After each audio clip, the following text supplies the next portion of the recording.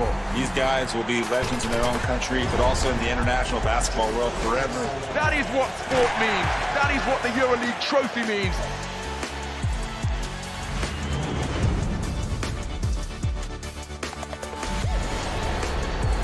Are you not entertained? I'm not supposed to be cheering, but this is X Series. I can do whatever I want.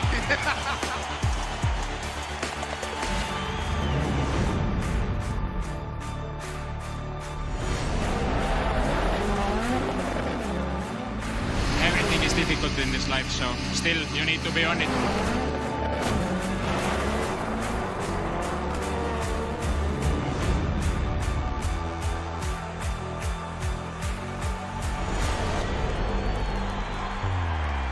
It all comes down to tonight. Don't miss the biggest night in MMA. PFL is more than a fight.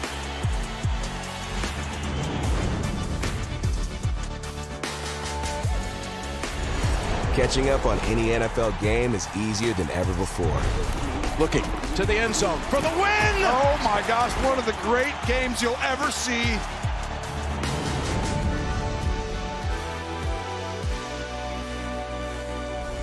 The competition is back, and the UEFA Women's Champions League looks set to be bigger and better than ever before. It's their time, a night to remember.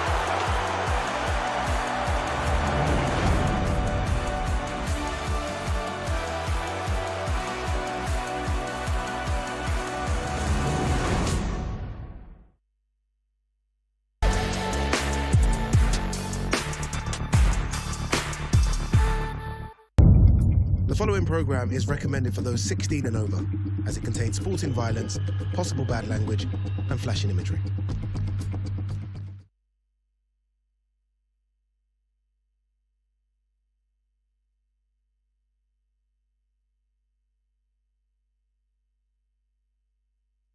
Canelo Alvarez, that's the scene inside, that's the media center inside the Fontainebleau Hotel. And the fighters will be showing up for a fight. This is a fight of the century, Crawford and Canelo. I'm Mark Kriegel. That's the great Keith Idec, senior writer for Ring Magazine. Tell me, why is this as special as we believe it is? Well, Mark, it's the biggest fight in the United States in more than 10 years since Mayweather-Pacquiao, for sure. There's a lot of history at stake here, obviously, for Terence Crawford, moving up 2 weight classes, really 3 weight classes, because he's more a welterweight than a junior middleweight. And there's, a lot at stake for Canelo Alvarez, too, because if he loses this fight, it's going to damage his legacy because he'll lost to what's perceived, anyway, as a smaller guy. I have never seen a fight with 2 guys more explicitly concerned with their reputations, not for this year or next month or next year, but for all time. And what happens on Saturday night at Allegiant Stadium will change the way, or potentially change the way, certainly for Crawford, how he's viewed as an all-timer. And this is a risk that neither guy really has to take. If you look on Canelo's side, if you look on Crawford's side, he's older. He's the B side. He's moving up. None of that bodes well. But I think, I mean, people like me have great confidence. If you've seen Crawford over the years, what he doesn't have is self-doubt. He is the most confident guy you're going to come across, and his confidence is one of the most. It's probably the best attribute he has going into this fight because, yeah, he has a lot of physical attributes as well. But you cannot tell him that he's not going in there and beating Canelo Alvarez.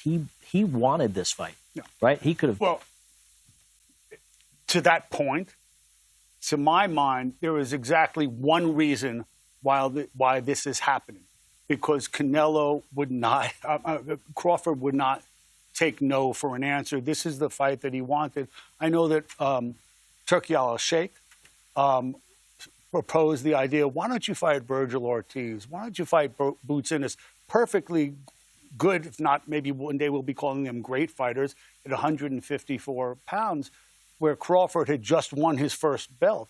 And he said, no, I want Canelo. And Crawford set the agenda here. It's Canelo or bust, and I think that I've been covering Crawford for a long time, and I have never seen you see Turki Al-Sheikh there, who has basically bankrolled this thing, who stood by Crawford, and he told Crawford, listen, I will do my best to make this fight happen, and indeed it is happening. What did Canelo have to say yes to? Why is he taking this? Ultimately, I think it was too much money for him to turn down, Mark, at a certain point. You know, he got the Williams Skull fight for a hefty 8-figure payday. He's making 9 figures for this fight. It was too much to walk away from, too much to turn down. He didn't really want this fight in the sense that it's a high-risk, low-reward proposition for him in the sense that if he wins, he's supposed to win. He's a super middleweight. He's supposed to win. Which is why Crawford wants this, because it sets the idea of him apart. Guys are not supposed to go up maybe a division, but 2 divisions. And it's closer to 3 divisions because he spent the bulk of these last years at 147 at welterweight pounds. We're about to hear from the inimitable MC, Max Kellerman. You get there for the undercard. That's when the party starts, right? The undercard. Usually when you go to a fight on a Saturday night, the party starts with the undercard. But this is not a usual fight or event. The party starts tomorrow, 2 p.m., here at the Fountain Blue, the Blue Live Theater. That's when the undercard starts. You know how much tickets are? $3.99. That's my favorite price. It's free to the public. You are all invited to the undercard tomorrow at the Blue Live Theater, right here at the Fountain Blue. That's where it starts, but it continues the next night, because Thursday night is the debut of The Underdog, and you can get your tickets now. What that means, I gather, is that we have a grand arrival, and I'm guessing that's not Canelo Alvarez.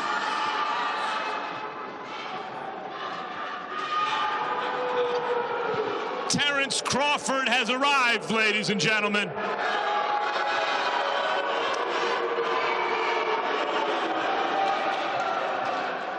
You nervous a little bit, Canelo fans? Yes or no? Crawford's a smaller guy, you know. Your guy can't lose to a smaller guy, right? He's risking a lot with this fight, right? It's a high-risk fight for Canelo. Have you watched Crawford? You guys watch Crawford? You're saying Crawford runs? You have not watched Crawford. You're afraid he's going to run? It's not his style, guys. Not his style. Terence Crawford, where is he? He's making his way up here. Canelo fans, I know you're nervous about this. You know how I know? I'm neutral. But if I was a Canelo fan, I would be nervous, because he's supposed to win this fight. Right or wrong? Is he supposed to win? But Crawford's never lost. Never lost a fight, never come close.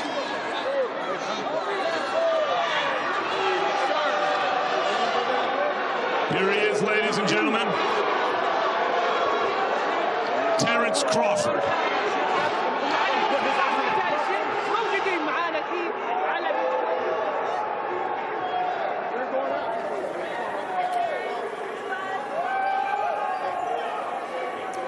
Keith, how you feeling, champ? Let's listen to Mac. A lot of boos when you came in. This is going to be a pro-Canelo crowd. How you feeling about that?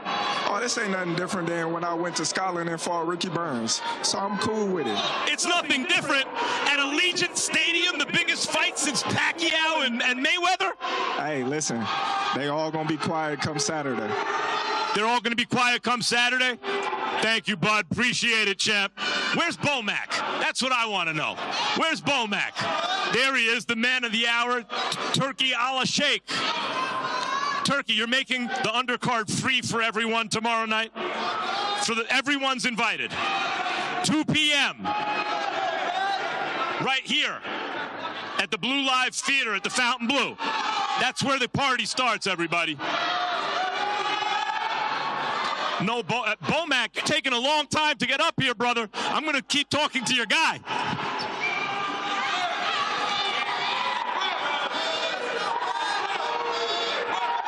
Come on in here, Bomac. Now, a lot of people in the crowd just now were saying Crawford's going to run. Are you preparing your guy to run? Do it look like he's prepared to run? I've never seen him run, but they think he will. Have we let you down yet?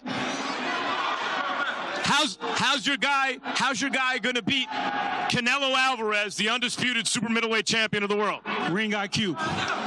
Ring IQ? Doesn't Canelo have a high IQ? I don't give a damn about all that, man. I don't care. But what does it feel like when you get up here? You said it's like when you went over to Scotland. But you're the villain in this to these people, right? Right here, this crowd, the people who showed up here, I heard them boo you. What does that feel like? It's cool. I've been booed before. Hey, listen, they can't fight for him, so it don't matter. And when they say you're going to run, what do you have to tell them? I already said it before. Before we got here, I said, I'm going to run upside his head. And that's so he's going to run, but upside Canelo's head, according to everybody.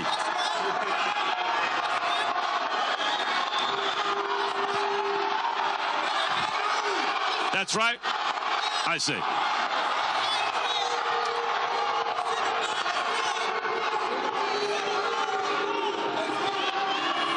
Bud, do you have anything else to tell these people? Listen, I love each and every one of y'all, but come Saturday, y'all gonna be crying like I said. I hope y'all put a lot of money on the fight, too. All right, Bud, thank you very much for your time. Bomac's got something to say. What time is it? What time is it? What time is it? What time is it? Right. Thanks, Bomac.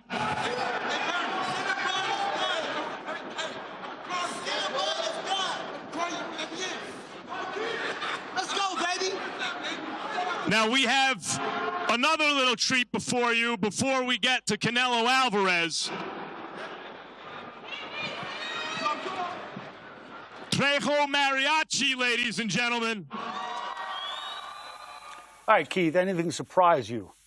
IQ, you're going to be crying Saturday. Crawford tells Canelo's fans, anything out of the ordinary? No, I think, Crawford's really playing up the villain angle. I think he's enjoying this. He enjoys being doubted. One thing Mark, you and I have covered Terence Crawford for a long time. You know him very well. He really takes things to heart. He's motivated when he senses any doubt whatsoever. I actually think it runs deeper than that. I think it goes back to his mother. I think it's at the very core of who he is. He needs to be doubted.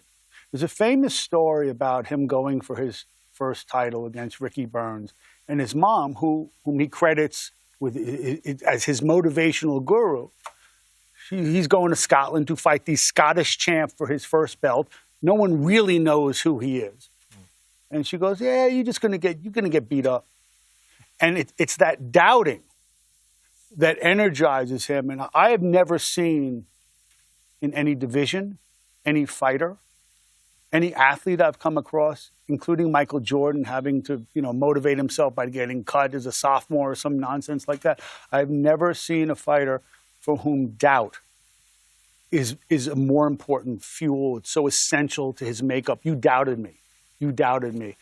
That's what makes Terence Crawford. And I think that when he looks at Canelo, he sees the antidote to all that doubt. He sees the ultimate, I told you so. And one of the things that's peculiar to this stage of Canelo's latter career is that I think that because he was such a potent economic engine, guys look to him as a score, as a payday. I don't think that Crawford looks to him that way. I think that, and Crawford told me this morning, that those guys, recent guys who have fought Canelo, thought going 12 rounds was a victory.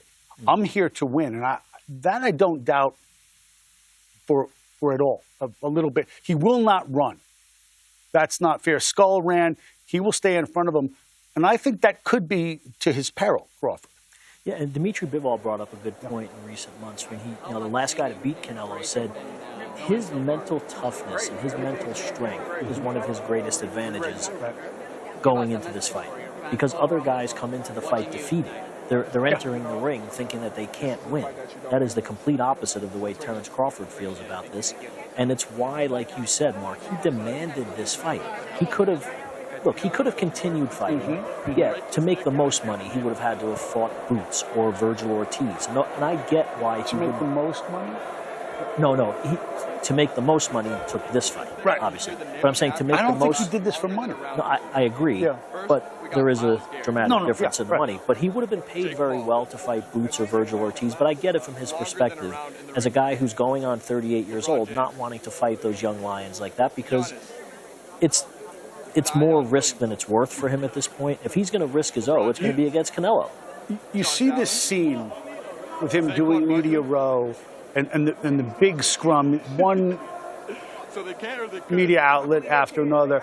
And this is precisely the kind of scene and the kind of fight that he has been denied, through no fault of his own for the last, I don't know how many years. I mean, I covered him throughout the Top Rank broadcast, and it was always a production trying to get him a fight, certainly a fight that was commensurate with his talent. Now, I mean, there was a lot of talk. He didn't draw, and this and that. I think it was a lot of it was a cop-out. Fighters draw when they fight other great fighters. And no one said that after he took out Errol Spence. And Errol Spence was precisely the type of opponent, epic opponent, that had been withheld from Crawford for years. I mean, because basically the way people call it politics, it's actually economics. The way the economics of boxing broke down is that the PBC had all the welterweight champs of any repute, except for Terence Crawford, who was with Top Rank. They couldn't, I think both organizations have culpability. They weren't willing to share. They couldn't make the fight, however you want to say it. But as a result, his reputation suffered, and I think that's why he wants Canelo. He wants to be in this big fight, because it's this type of scene where he is at the center of the boxing universe that he's wanted for many, many years. Mark, it's interesting also in that when he finally did get the Spence fight, and he dominates an undefeated, unified welterweight champion to become the undisputed champion in a second division, he still didn't get the credit that he felt he deserved. Because Spence was old. And Spence he was damaged goods because of a car accident and a detached retina. And he didn't live. I know what I saw in that fight. He didn't live the cleanest life outside of the ring, which Errol will tell you himself. So he doesn't even get the credit for his signature win. So that I didn't hear all those doubters on the way in. Understood. They were not nearly as vocal as they were after the fight, and that was an extraordinary domination. And I'm not saying that that's a fair criticism necessarily, but that's what he's had to live with for the last 2 years, which is, again, why he wanted a fight like this, because, again, he goes in as the doubted underdog, the smaller guy. He can't do it. To your point earlier about what his mom told him before he fought Ricky Burns, he's driven by it's his entire existence. He's like that outside of the ring, as you know. Ping pong, basketball, it doesn't matter what it is. He's an extremely competitive person. There's another element to this, too, which is, look, Canelo is the great Mexican fighter, and certainly this century, Mexico has risen in prominence and economic stature within boxing. It's a crucial market. It's crucial for the production of fighters. We've talked ad nauseum about what a Mexican fighter is, Mexican style, all of that stuff. But everyone knows about Mexico and boxing. Terence Crawford is from Omaha, Nebraska, and no one thinks of Omaha as a boxing town. And that idea, that where are you from idea, has followed Terence Crawford since he was a kid in the amateurs. Like, yo, you're from where? They have fighters in Nebraska? Football players, maybe, but the fighters? And Terence Crawford is through and through a fight. So I think that there's another element that he's been looked at as having no pedigree, not from a boxing place, not from a boxing town, was an unknown quantity. And we were talking about it this morning, when he would fight well-known amateurs like Danny Garcia, like Mikey Garcia. You know, he beat Mikey Garcia. Mikey Garcia was about as well-schooled a fighter as I remember coming out of the amateurs. And he beat him, but he never got any of the shine for that. And of course, you know, in past years, one of the great ways for a fighter to come into the pros and already be known was the Olympics, and he didn't make the Olympic team either. So he was really sort of playing catch up from the jump, I think. Yeah, and Cameron Duncan, his late former manager, who had a great eye for talent, obviously identified Bud as a guy who could become what he became. You know how that happened? How's that? The great Timothy Bradley, I should say. Oh, when he sparred. Yeah.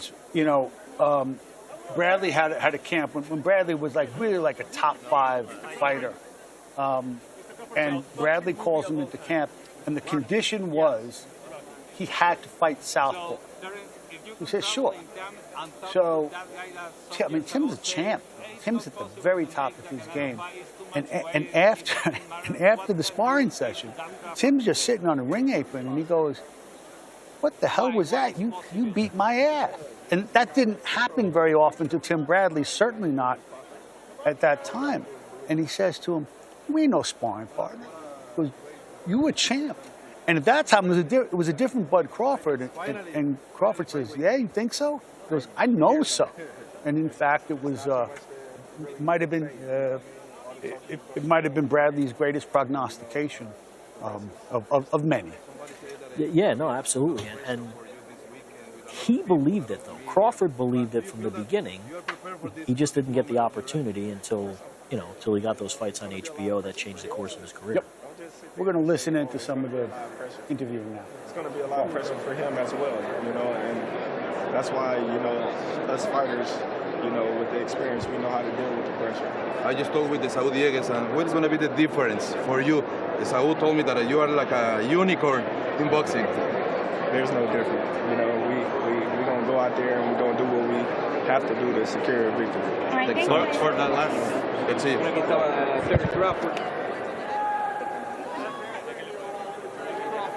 If Canelo puts his hands on you in the face-off this week, how are you going to respond? I don't think he's going to do that. So I don't know. I'll respond. I don't know. Why do you not think he would do it? He did it once. Listen, you know, I think, you know, it'd be cool. Hey, Terence, that face-off that you had, I mean, were you able to size him up? I mean, what was that face-off like, and what's it like bulking up a little bit? Well, I'm at my natural weight. You know, me bulking up, a lot of people was taking him too far in that. Oh, he's slow, he's bulked up, and this and that. He's fat, and this and that. You know what I mean? I don't care about all that. I just want to fight. People said that you guys look very similar in size, like you were mentioning. If anything, maybe a little bigger in that face-off yesterday. I really don't care if he's bigger or if I'm bigger. You know, we still got to fight. Come fight night. You know, that's the only thing I'm worried about or thinking about. I'm just waiting and counting the days now. What do you say to people who are questioning your chin at this weight? Hey, listen, I ain't never been down yet. You know, so hey, they can question it all they want. Have I been hurt? Yes, I have. Have you been hurt? Yes, you have. You know, here's what it is. Let's figure it out. All right, let's go here. Thank you.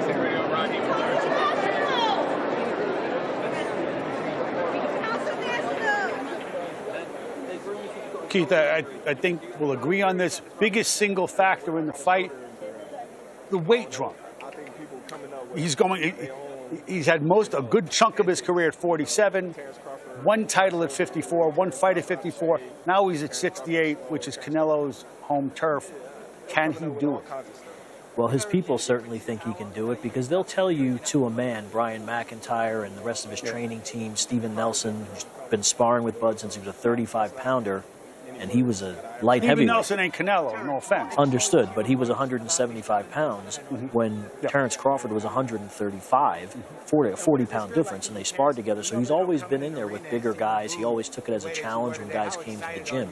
Sparred cruiserweights, heavyweights. He always did that. I've seen it. Right, so he's not looking at it as the size disadvantage that most of the world is looking at it as, because he's been in there and proven it to himself. He wouldn't be in this fight if he didn't believe that he could handle Canelo's power. And Mark, you know, there's a dramatic difference between sparring with heavily padded gloves and headgear as opposed to the bright lights of fight night when you're in there with smaller gloves and there's all this pressure on you. It's very different. So we won't really know until Saturday night how well Terence Crawford takes a super middleweight punch from a guy who probably will be a cruiserweight by the time they get in the ring. What would you compare this to? Is this without precedent, or what? I mean, where do you go back and forget like Henry Armstrong, forget the last century, but what in the last like 30, 40 years could you compare this to? Is Leonard Hagler comparable? Is it not? Tell me. Yes and no. I mean, he's undefeated, right? There's not a blemish on his record. Right. So it's different in that sense, in that he didn't have to do this, and he's risking his O. And one thing I would say, though, there's not as nearly as much risk involved in this for Crawford as there is for Canelo, because if Crawford loses, he's supposed to lose. Despite that the odds have tightened to the point where it's almost even, he's supposed to lose. But he's also, this is a peculiarity, especially in today's day and age. No rehydration clause, you know, no catch weight, none of that stuff. So he's fighting him straight up as a 168-pounder, even though he's never competed near that. The other thing, like, to me, in my lifetime, the gold standard of weight jumping would be Michael Spinks, who came up from 175, from light heavyweight, to beat the great Larry Holmes, and he was still Larry Holmes. But this is different to me in that, you know, Crawford's almost 38 years old, and a big jump of that proportion in terms of your body weight or where you had been at is, I can't really find anything quite like it. And again, as you said, he is undefeated, so is Spinks. But I find this outside of Spinks, this is certainly the most extraordinary jump and the most ambitious jump. And with this century, where we've become accustomed to a lot of nonsense, the rehydration clauses, the catch weights, he's embracing the risk, but I also think he's also placed, it's kind of ingenious in how much pressure he's been able to place on Canelo. Each fight comes with its own sort of politics, and the backdrop to this fight, if we're going to be honest, is that for years, for whatever reason, Canelo has resisted a fight against David Benavidez, who is a very big 168-pounder. He's long, he moves well, and Canelo certainly did not want to fight him for whatever reason. So it's kind of like, hey, if you didn't want to fight the big guy, come here and fight the little guy. It's almost like the politics of this. Crawford has made Canelo an offer through Turki al-Sheikh, has made him an offer he couldn't really refuse. Right. And I understand the perspective of people who will say, let's not throw a parade for Canelo for making an absurd amount of money to basically fight a welterweight. I get it. I don't think he's a welterweight. He's well, and once you accept that challenge, on Crawford's end, he's a 168-pounder.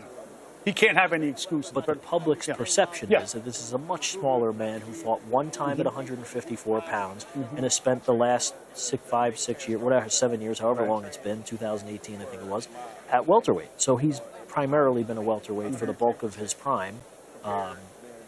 So I do understand not wanting to give Canelo too much credit based on the financial aspect of it. However, there's a lot of risk involved here. It's going to, if he loses to Terence Crawford on Saturday night, it's going to be perceived that he lost to a much smaller man, and his legacy is going to be damaged unequivocally. I think that there's a lot to that. It's why I think that the pressure is squarely on Canelo. I think that, again, that His Excellency Turki al-Sheikh has presented on behalf, without meaning to, has presented on behalf of Terence Crawford an offer that Canelo really couldn't turn down. What's interesting to me stylistically is that, you know, you heard in the opening segment with Max the idea that, you know, the fans, this is going to be a pro-Canelo crowd. Oh, you're going to run, you're going to run. This is not William Skull. William Skull, in the previous fight in Riyadh, did in fact run against Canelo. Whatever you want to say about that, Terence Crawford doesn't run. Terence Crawford boxes.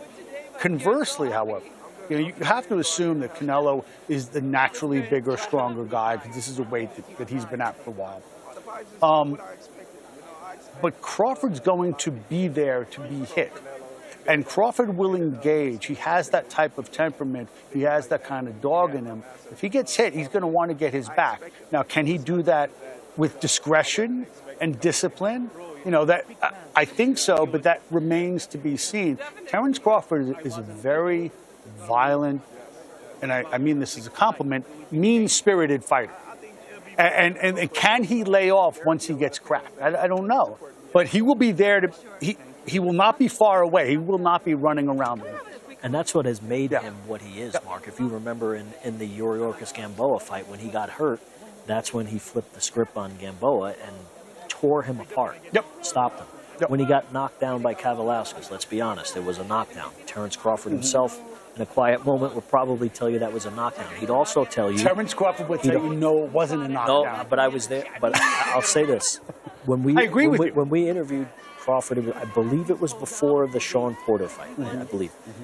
And he said, people keep harping on this Kavalauskas knockdown. He goes, all right, let's just say it was these are his words, let's just say it was a fucking knockdown. Let's just say it was. What happened after that?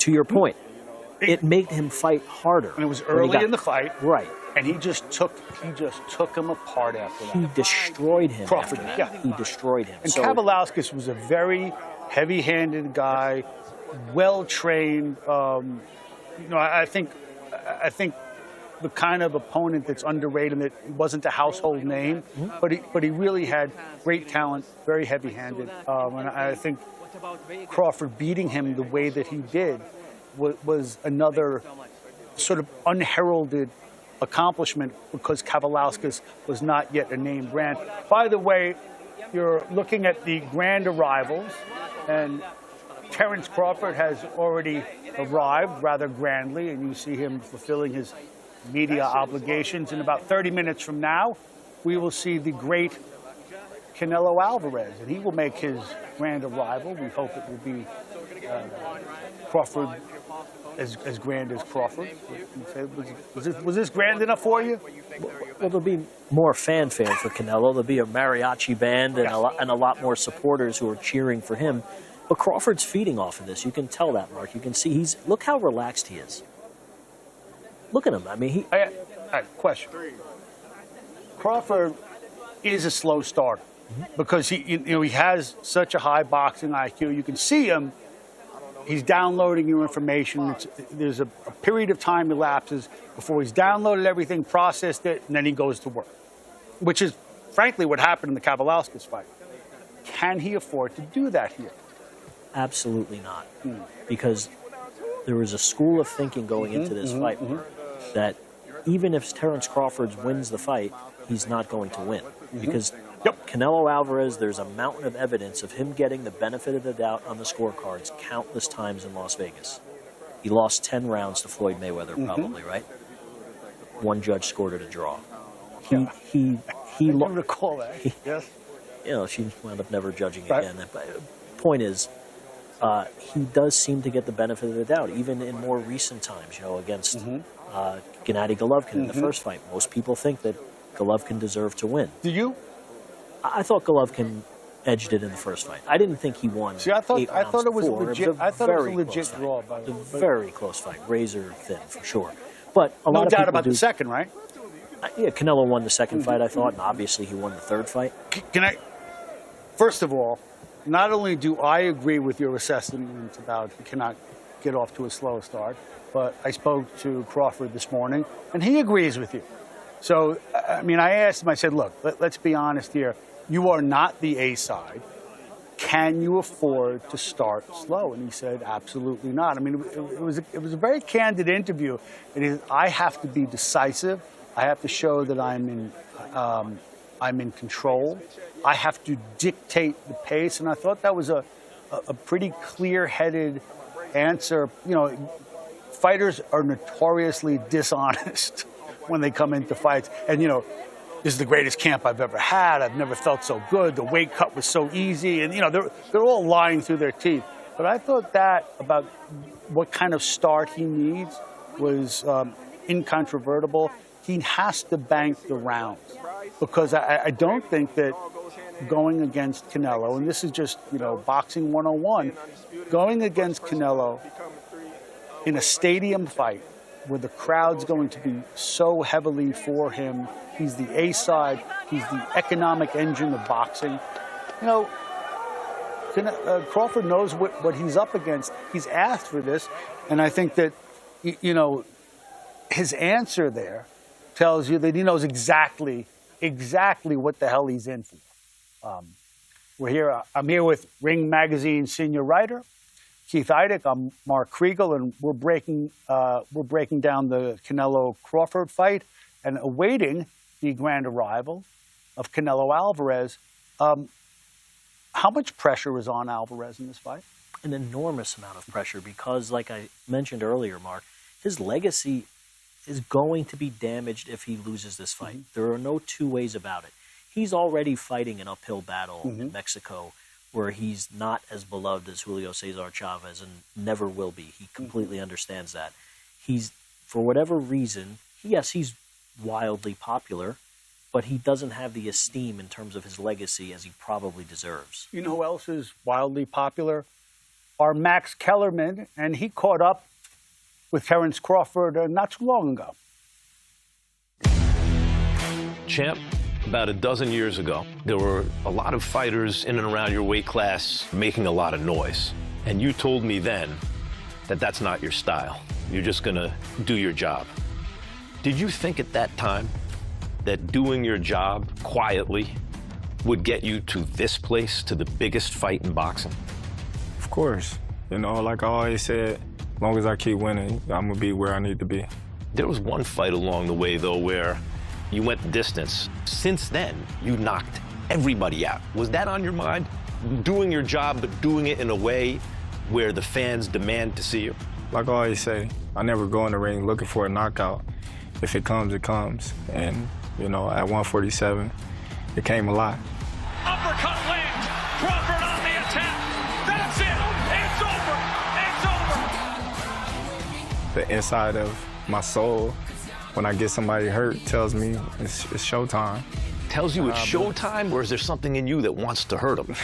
It's showtime. You gotta go get him out of there. When Canelo goes at you about your resume, do you feel a certain kind of way about that? Because he was the money man, he could attract the big fights, but you had to go looking for them and they weren't always there. I don't feel anything about it. Nobody said anything about my resume until I moved up in weight. That's when that narrative came, or he's not fighting nobody, to where people started to believe the hype, or he haven't fought nobody. Okay, so look at the fighters that I fought when I fought them. You know, was they nobodies or was they somebodies? Interested in engage right now. Now he waits. Gets nailed again. He drops him on his nose. And Kenny Baylor doesn't bother to count. He's knocked out. Terence Crawford knocks him out in the 5th round after winning every single round of the fight. Crawford is another guy you're going to see a lot more of. A couple of years ago, you said, Canelo, that's super middle. That's too much for, like, it's too big. What has changed your mind between then and now you're fighting him? I just, you know, took a hard look at him. You know, I sized him up in and out the ring, and I just think, you know, my skills is going to lead me to a victory. He comes from, what, 147? You know, he's not a big guy. You know, he's been fighting bigger guys his whole career. So if he can do it, why can't I? That's how I look at it and see it. And the counter, right hook, the left, the right, Errol Spence on inline skates, and the referee has intervened. Mamma mia! Terence Bud Crawford has made history. This is going to be easily the most watched championship boxing match in almost 50 years since Ali fought Spinks, because This is on Netflix. Do you feel any responsibility that when all the attention is on boxing, you've got to deliver? I'm going to give them a victory. Like I said, everybody got their opinion. They're entitled to say and think whatever they want. I don't want to change anybody's opinion on anything until fight night.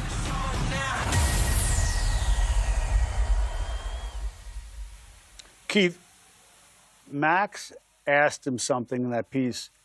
Is there something in you that wants to hurt your opponents? And I know for a fact that there damn well is. Terence Crawford is one of the most mean-spirited fighters. And I remember the trainer, Ben Davidson, saying there's an art to being mean-spirited as a fighter. But he's one of the meanest guys. He has true killer instinct. And there's something else with it.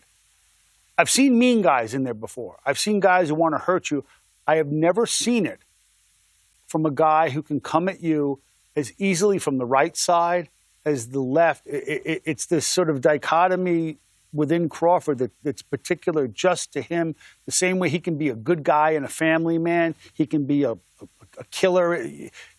There's this dichotomy in him. He can go left to right. He can switch from being a nice guy to being a really mean guy too. What do you think the switching, what type of a problem does that pose for Canelo? Or has he seen enough from both sides? Well, I think it's an enormous problem because he does it so flawlessly. He can fight the entire fight as a southpaw. He can fight an entire fight as an orthodox fighter. He can switch back and forth, within rounds. I mean, go back and forth and really confuse Canelo because Canelo couldn't conceivably know how Crawford is going to approach this fight because he has tricked people into thinking he's going to do one thing and then done another in the past, and I could see that happening on Saturday night as well. Let me put it to you this way. Canelo is nothing if not a richly experienced fighter, okay? He's fought I don't know how many orthodox fighters, and he also learned there's a stretch in his career. Trout, Arislandi Lara, you saw what he did to another southpaw, Billy Joe Saunders, who's really a craftsman. He knows how to deal with lefties. We know he knows how to deal with orthodox fighters. What's the difference? Well, he has had some trouble at times with southpaws. He certainly had trouble with Lara, and that was a while. But it was a long time ago. But it was a long. I think that he really learned his craft in those years. He did, and he damn near decapitated James Kirkland, who was a southpaw. So he's had success against southpaws as well. But how do you prepare, Mark, for someone like Crawford? You can't say, oh, let's go replicate the sparring. Now, he tried. He brought Boots in. Right? And that was, by the way, that was at Boots' urging, not Canelo's. Why do you think that was? Boots wanted to go test himself against Canelo. He knew that he would, obviously you get some positive publicity out of it. Yeah, Boots knew that he would get some positive publicity out of it, of course. But he's the one who initiated that.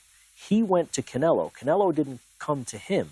So obviously it worked out for Canelo because you can't find sparring to replicate Terence Crawford. That's about as good as you're going to do. But as high as I am on Jaron Ennis's talent, he's not Terence Crawford. Right. Billy Joe, okay, in the last, I think, decade or so, he has fought just two lefties. John Ryder, who was workmanlike, what I thought was game, and Billy Joe Saunders, who was really an excellent fighter. It's just Canelo tore him up, broke his orbital bone. Is it really that big a difference? I understand that Crawford can change inside a round. Other fighters can't. But if you've seen enough, if you are as richly experienced as Canelo Alvarez is, shouldn't you be able to handle a guy switching? Well, you would think, but there's no one else who's done it this way. There's no one to compare it to. And when does he do it? How does he do it? How does he keep Canelo guessing? Canelo is not looking to, he's looking for a guy to stand right in front of him in one position and bomb away on him. That's what he's turned into, unfortunately. That's why William Skull, for all the criticism that he rightly took for running, because let's be honest, he won probably 4 rounds. Not, like you said, not in a way that you traditionally win rounds. Canelo just stood there. You'd never be a judge in Vegas. Right. No, I'm just joking.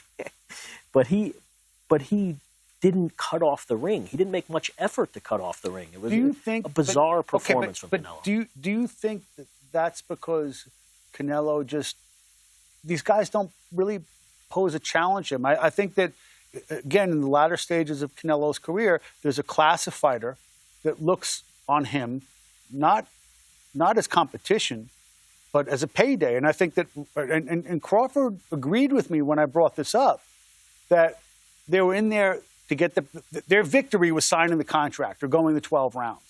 And every fight that Crawford is in, I know he's not as active, hasn't been as active, but he's there to win. He's not there to get paid. True.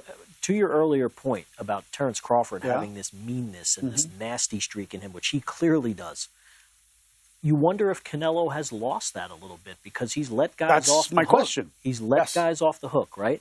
He's knocked down a lot of these fighters that he's gone the distance with in his last 6 fights. I mean, 7 fights in a row have gone to 12-round distance. So he's not knocking people out the way that he once did. Is he content to go to the distance? Is he showing compassion for, in the case of Jaime Munguia, because he's a fellow Mexican and he liked the kid and all of those things. But if he doesn't have the, I'm not saying that Terence Crawford won't bring that out of him, because it just might, particularly if it turns into a dogfight on Saturday night. But does he still have that to go take out Terence Crawford to ensure that he doesn't lose a fight that from the standpoint of his legacy, he cannot lose? No, he cannot lose. He cannot lose and be the guy he wants to be. It's one thing losing to Dimitri Bivol, who's a 175-pounder.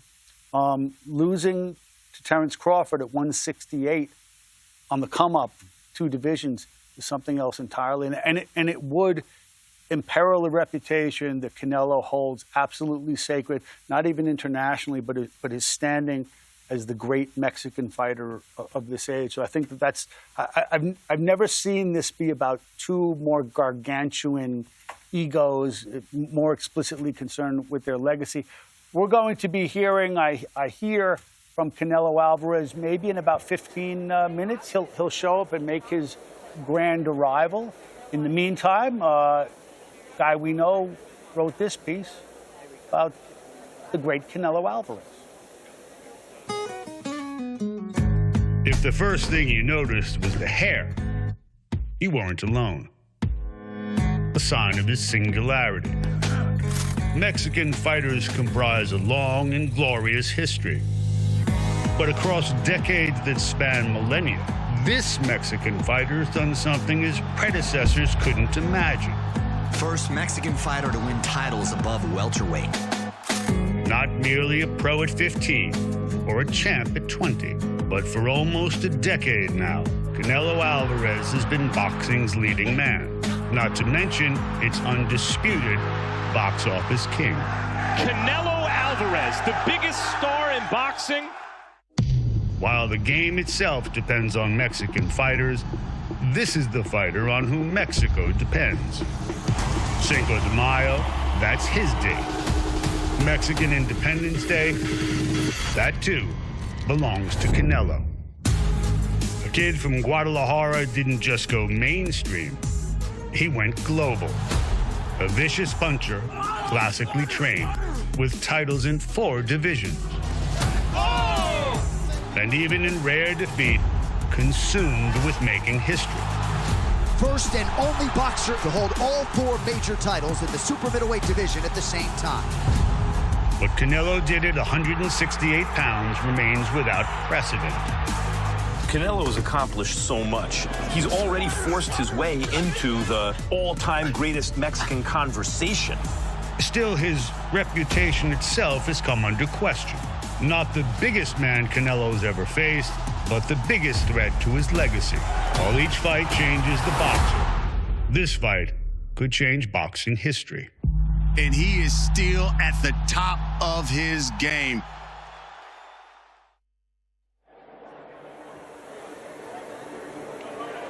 Well, you know it's a Canelo Alvarez fight if you have a mariachi band. It's a pretty cool violin. Would you say? Yeah, very impressive. I know you're a violin aficionado. Yeah. Yes.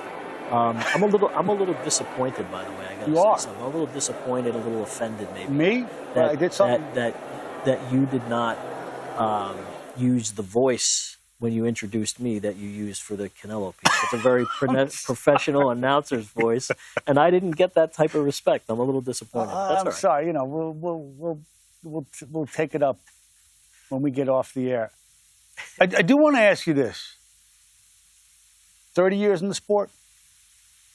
When you came in, could you imagine a Mexican fighter who occupies the same place in the game that Canelo does now, which is the boxing's #1 attraction? Because when I came up, that was really not considered an option. That was a title that was held by American fighters only.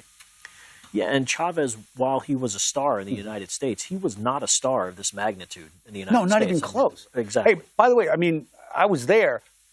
Don King didn't really start promoting him in earnest until Tyson went away. So, yeah, no, you're right. Right. And a big part of that, too, Mark, was Canelo really has embraced English, and he's learned to speak the language. He understands it perfectly. Sometimes I think he's not comfortable speaking it, but I think that's helped him in some ways become a.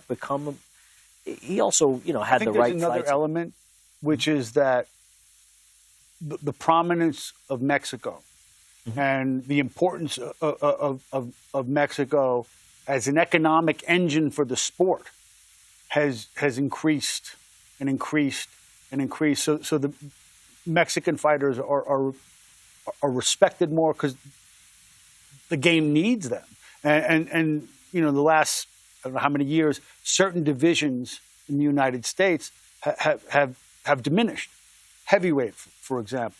And there's been a greater emphasis on Mexican fighters. I think that there's another element, which is Canelo's look, which was so distinct. But who's this kid with red hair? Wait, what's going on here? That it focused. You were riveted to him. The power helped too, and that was, you know, he became the #1 attraction in boxing. I understand that he could hear he knew what everyone was saying in English, but his reluctance to speak in English, he was already, before he was talking as fluently as he is now in English, he was already the #1 attraction in the game, and I think that's different, certainly from the fighters I grew up with. The game has become more international. And it also helped that he fought Floyd Mayweather when he did. He was 23 years old. Yeah. By the way, Floyd was the.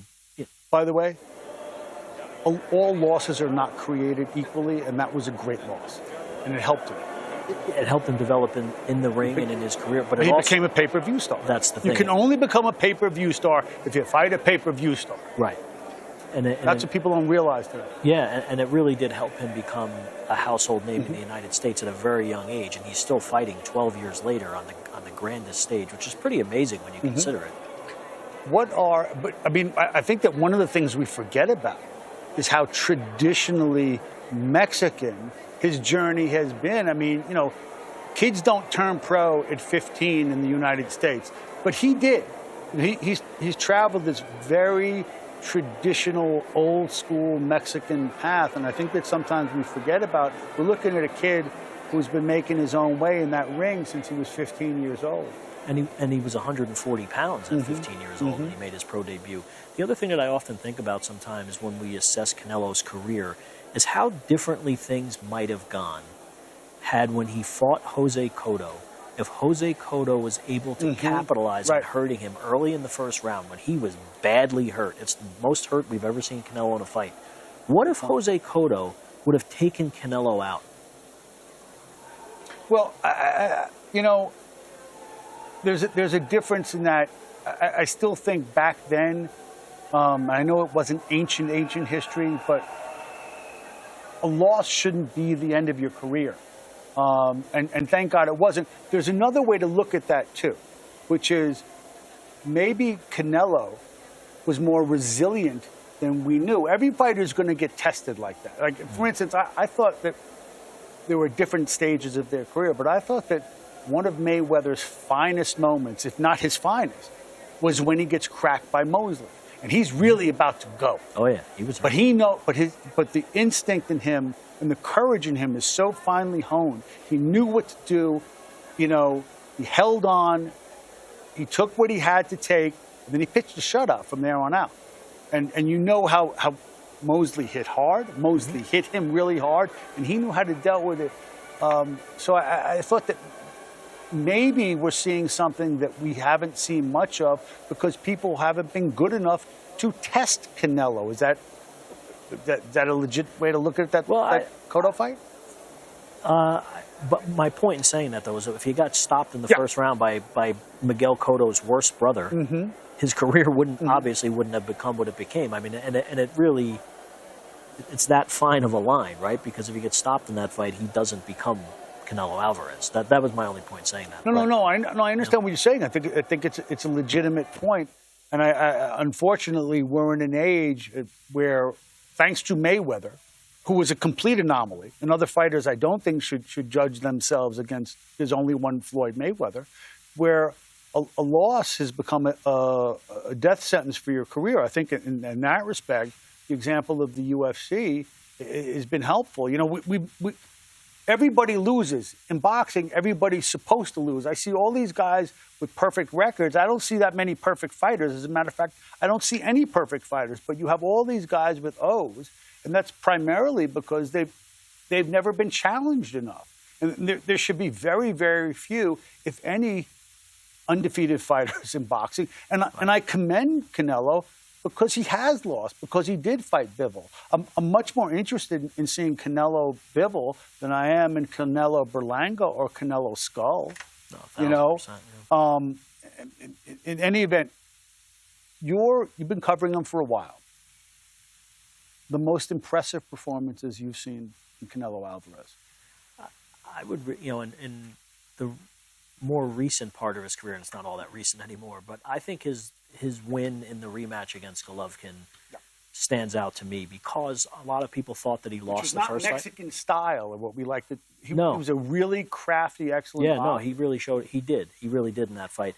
But a lot of people thought that he lost the first fight, which of course resulted in a draw, very dubious draw. But so I think in that fight, when he came back and fought the way that he did and showed that he had different dimensions to his game and beat Golovkin is really one of the fights that stands out to me because, frankly, in the last few years, he loses to Bivol and then he's beaten some very good fighters, but he hasn't beaten any great fighters, right? I mean, you wouldn't say that since he's fought Bivol that he's beaten great fighters. Look, no, but I think that Golovkin's a great fighter. Golovkin's a great fighter.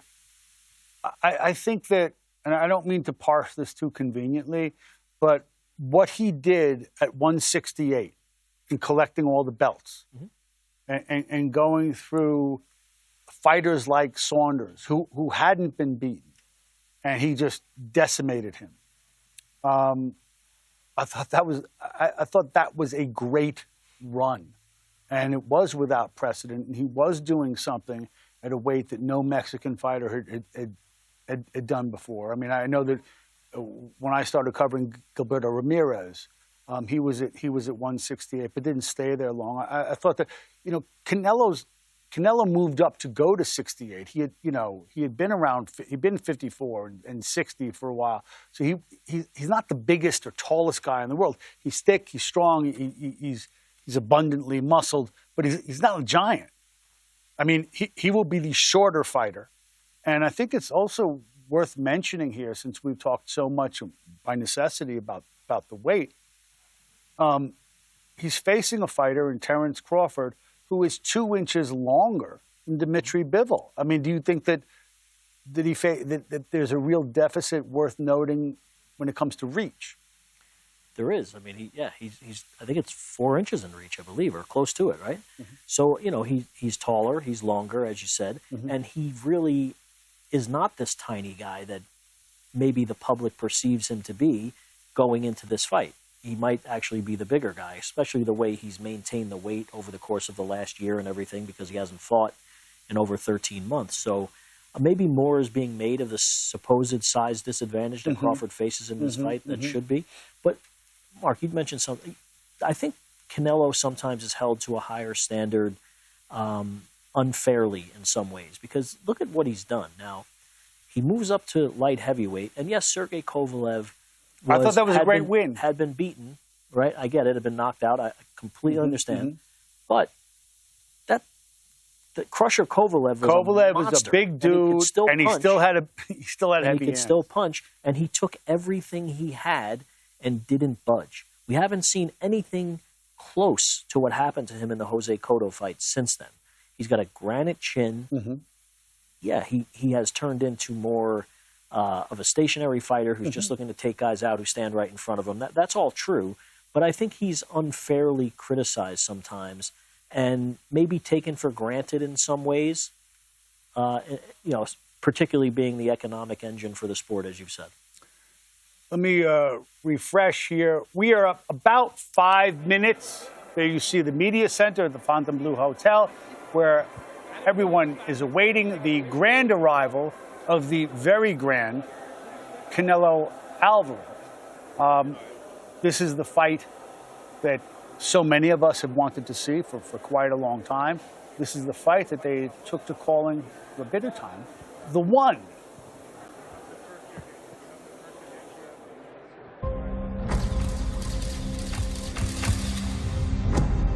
For decades now, boxing's most formidable opponent has been, well, boxing. Not the fighters, but the business. Negotiations that prove treacherous. The sport is broken and fragmented. You can't make the fights that everybody wants to see. Torturous. How many years have I been clamoring so we can get the fights that we want to see when we want to see them? And ultimately fruitless. That left generations of fans asking, what if? We have a big vision. The sport is very important for us. What if kings would meet? What if they were likely the two greatest active fighters of the 21st century? The sport's biggest draw. Big shot by Canelo Alvarez. And its savviest predator. Crawford pouring it on. That's it. The fight's all over. What if Canelo Alvarez fought Terence Crawford?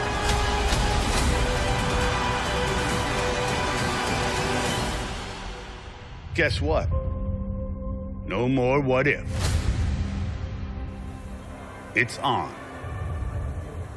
And there he is, His Excellency Turki Al-Sheikh, waiting as well for the grand arrival of Canelo Alvarez. He's got his Canelo Crawford shirt on. He got his Canelo Crawford hat on.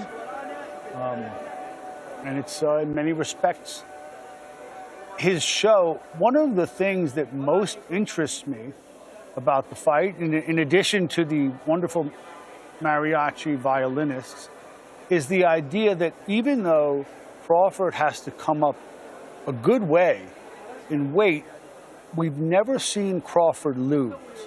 But we have seen Canelo lose. And I think it's to his credit. I think your career doesn't really become interesting until you lose. But in your mind's eye, it makes the fight credible, even though he has to come up all this weight. We've never seen Crawford lose. As a matter of fact, we've never seen him really challenge, have we? I think the Sean Porter fight Sean was very Porter close, for a while, actually. yeah. I mean, it was close on the cards. Wasn't close at the end. No, and it, again, speaks to what you mentioned earlier about his killer instinct, what motivates him. When he was told in the corner, hey, the fight's close, or they have you down, or whatever he was told between rounds, he was pissed off, and he came out and took Sean Porter. Sean Porter is one of the best fighters in that division. That to me blew me away. And but it was a competitive fight before that, and one of the few competitive fights of Crawford's career. If you know anything about Sean Porter and how tough he is and how tough he is in the gym, look, this is a guy who'd never been taken out. And the idea that Terence Crawford took him out, to me, I'll always remember that. I'm like, wow, it's over? And I looked at Porter and he wasn't protesting. No. Which to me said volumes. Just how destructive a puncher and how destructive a force Terence Crawford really is. And again, to me, Sean Porter is a guy who fights bigger than his weight. He's kind of like a fullback in there. He's really imposing physically. He wasn't a great knockout puncher, but he's the kind of guy who could just wear you down, and he looked bigger than he weighed. and he fought bigger too. Anyway, here we are. I think we can toss to Mr. Max Kellerman.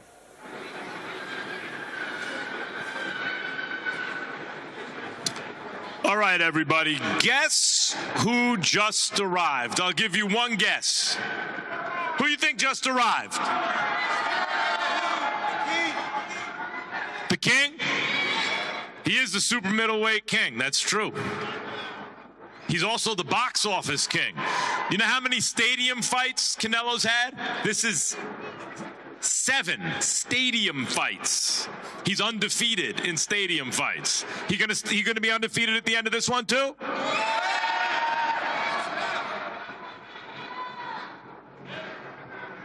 One thing about Canelo is he's been in a million big events.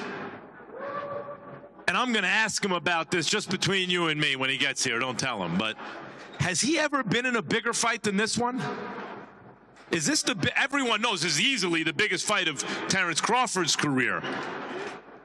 But has he ever been in a fight as big as Canelo Alvarez, who's been in a million huge fights? Floyd Mayweather, that was huge, and that was Floyd, but he was young then. He was young, and he wasn't going to be in front of, 50 million people worldwide. Because this ain't a pay-per-view. This is available to everybody.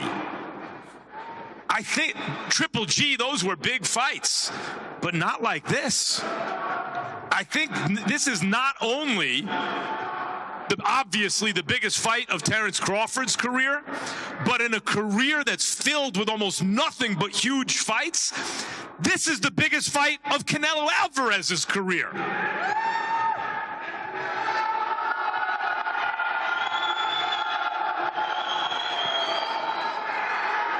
And there he is. You can hear reactions now. Is he coming in this way?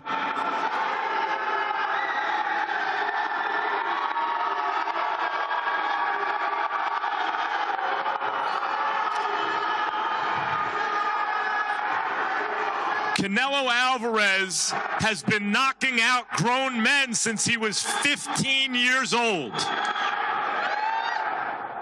Does he still have it? Does Canelo still have it? Are you sure he still has it? He's going to need it. Well, we know that.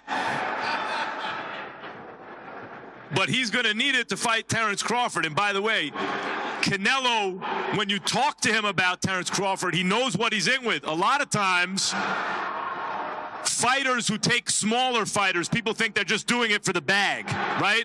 And they kind of take it easy. They don't get as up in training for them as they should, and they can get upset.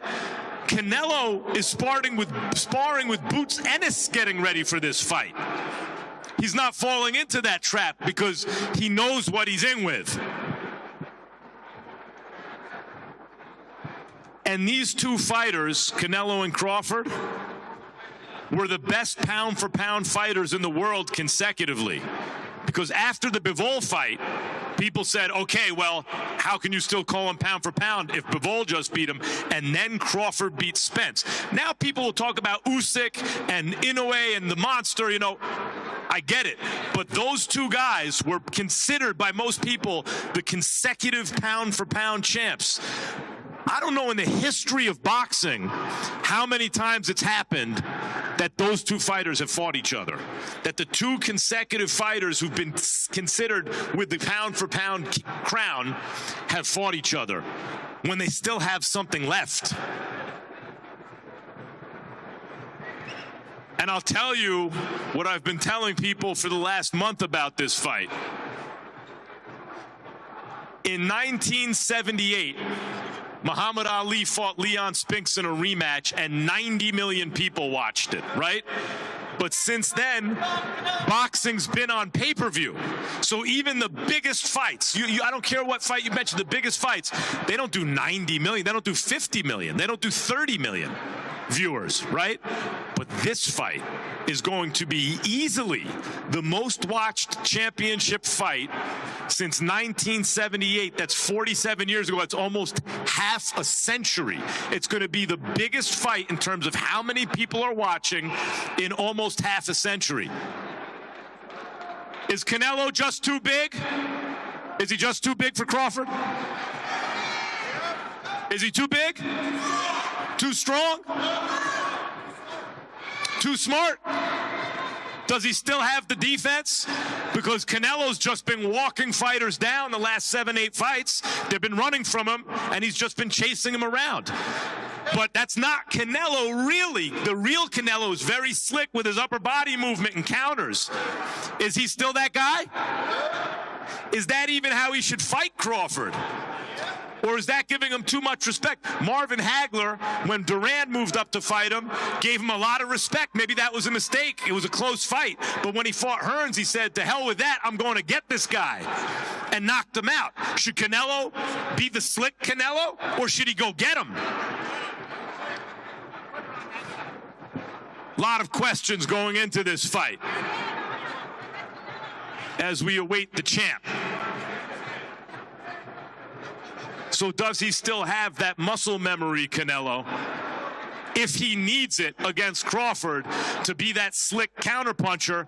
And is that even a good idea for him to be thinking that way? Or should he be like Hagler was with Tommy Hearns when he said it was destruct and destroy, and he came just to bring the fight to Tommy Hearns? A lot of questions going into this one.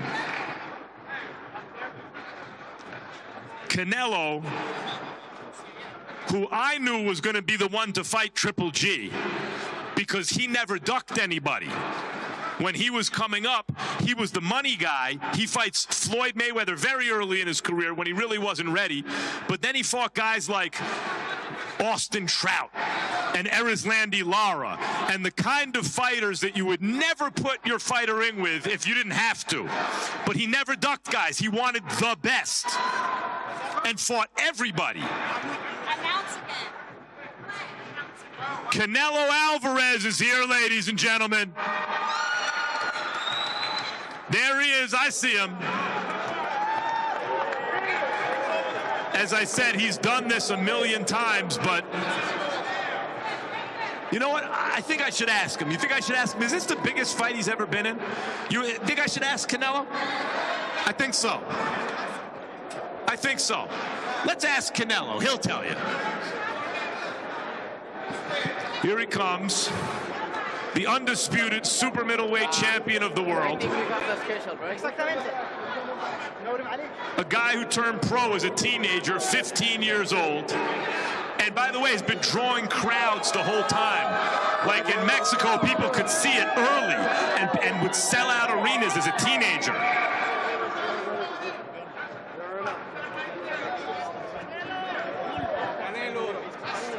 Used to this sort of thing. I see Richard Schaefer. I see you, Richard.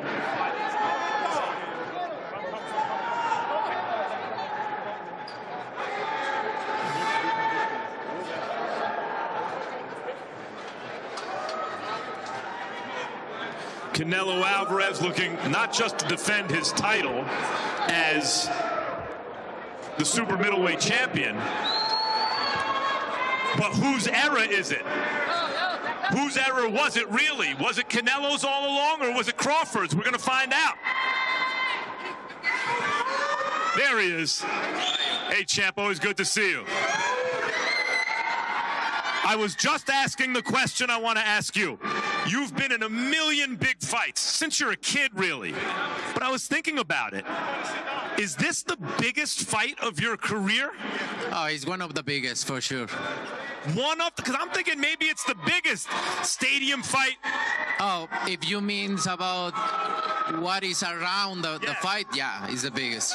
It'll be seen by the most people, right? Yeah, you're right. Stadium fight, the biggest event. You're right. And this has been your era, but you two are the last two standing from that era, right? Yeah, you know, it's Riyadh season, Netflix, everybody around this fight. You can see that how big is this fight, you know, and you have two of the best fighters, pound for pound fighters, fighting each other. So Saturday, September 13th, we want to see who's the best. As you have done your whole career, you take big risks. That's why I knew when no one would fight Triple G, you would, because you always have taken big risks. Do you want to tell your fans anything? Because they understand this is a big risk fight. You can't afford to lose to a little guy. Do you want to tell them anything to reassure them that you have this? Solamente agradecerles todo el apoyo que siempre me han brindado. Muchas gracias. Muy agradecido de verlos aquí a todos y contento de representarlos en estas fechas tan importantes que es para México, la independencia de México. Así que gracias a todos y que viva México, cabrones! I'm super grateful for all the support that you always provided to me. I'm really excited to be here. And, well, viva México, cabrones. Thank you, Canelo. Another great event I can't wait for it Saturday night. I can't wait too. And y te hizo un regalo para usted, para el campeón, de todos modos. Y no tacos, no boxing, no live. Fui para buscarte, pero no estás allá. No, acá andamos entrenando, oiga. Gracias, le agradezco mucho. ¿Quiero sacar una foto, por favor?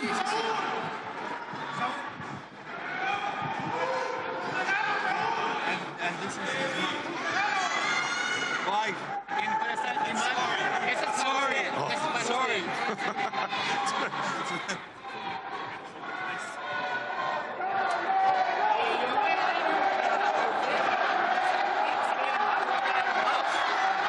Eddie.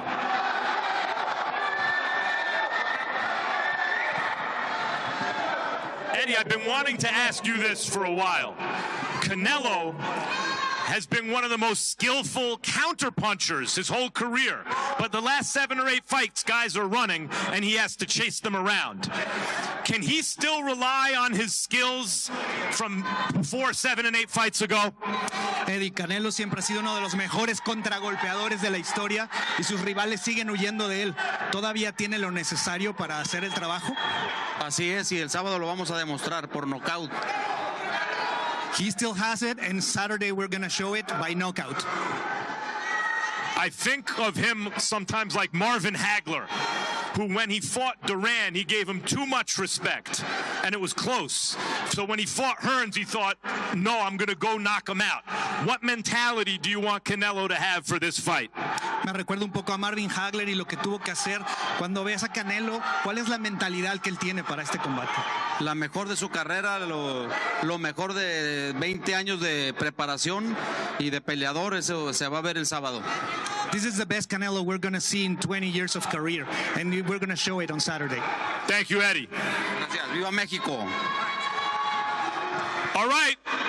Canelo Alvarez, ladies and gentlemen, the biggest star in boxing for 10 years now, in the biggest fight of his career Saturday night. By the way, the undercard usually starts Saturday before the fight.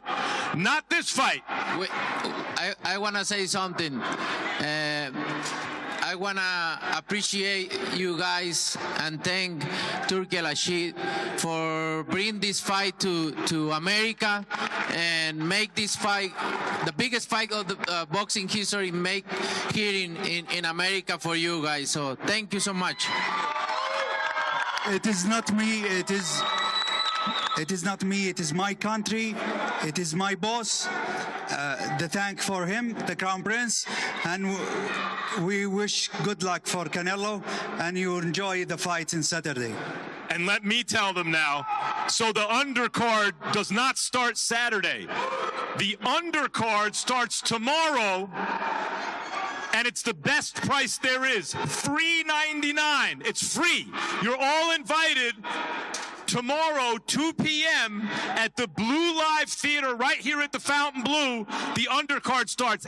And available now, tickets to Thursday night's Underdog Series. It's the debut. You want to see young up-and-coming fighters and great fights? Same thing, same place, 8 p.m., the Blue Live Theater right here at the Fountain Blue, 8 p.m. Thursday night. Canelo, thank you so much. Turkey, thank you so much. Richard Schaefer, Eddie. All right, that's all she wrote, folks. Thank you. See you.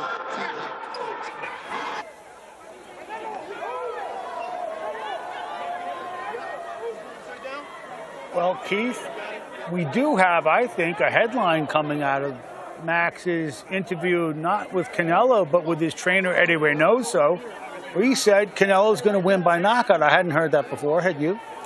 No, and he also said that we're going to see the best Canelo that we've seen in 20 years. So if there weren't a lot of pressure already on Canelo, his trainer sure put a lot more on him. I mean, that's the prediction we've been waiting for to spice this up. I don't know if it really needs that much more spice, but that's interesting. You know, a trainer saying that my guy's winning by knockout. I did not expect that. No, I didn't expect it either, based on the build-up toward the fight. I haven't heard anything like that. So, look, man, I think Canelo hearing a lot of people and reading a lot of things about him losing this fight, because many more people now believe that Crawford is going to win than when this fight was first mentioned several years ago. People thought that a lot of people thought that it shouldn't even happen, and now there are people who think Crawford has everything it takes to win the fight. I'm sure that's pissed Canelo off and maybe lit a fire in him that hasn't been there for his last several fights, as we alluded to before. And one thing we have not seen of late, perhaps you have it in the notes there, when was the last time Canelo knocked the guy out? So the last time he scored a knockout was against Caleb Plant in November 2021 to become the undisputed super middleweight champion. Caleb Plant's a very good 4 years ago, very good fight. Almost 4 years ago. He was undefeated at the time. You know, didn't fight the highest level of opposition overall, Caleb Plant, but a very good fighter. I want to raise something here, which is Terence Crawford is almost 38. He will be 38 later this month, and Canelo's 35. But Canelo's been fighting as a pro since 15. Canelo has been in more fights. His body has been through tougher fights. He has lost, as we said before. He's fought over 500 rounds, more than twice as many rounds as Terence Crawford. In boxing years, who's the younger fighter? You would have to say Crawford, because really it's only chronologically that Canelo is the younger fighter in this case. And also, it's not only the fights, Mark, because some of these fights have been difficult fights, certainly the Triple G fights, and some of them haven't. But it's the training camps. The training camps take, the fighters and trainers always tell us that, the camps take a lot out of you. So he's fought almost 70 times, you know, so he's the older fighter, despite that technically he's 35 and Crawford will turn older 38. In boxing years, let's put it Absolutely. that way. And Crawford will be 38 in a couple of weeks. All right. So, on the flip side, Crawford has gotten to a phase of his career. For a lot of reasons, he's basically fighting once a year. And he's very selective in who he wants, what kind of fights he wants. You know, we saw him over a year ago against Israel Madrimov. Does ring rust factor into this? Well, it's interesting, because if you look at Terence Crawford coming off comparable layoffs in the last few years, well, he was coming off basically a one-year layoff when he fought Sean Porter, who gave him one of the toughest fights of his career, but he did knock him out off a long layoff. Now, that was almost 4 years ago. And how was the long layoff with Spence? Well, it wasn't quite as long because he had fought Avanesi in the previous December, so he got not a hard fight and not many rounds, and only went to the 6th round. However, at least he fought, and he was in camp, and it wasn't quite as long a layoff. However, look what happened in his last fight.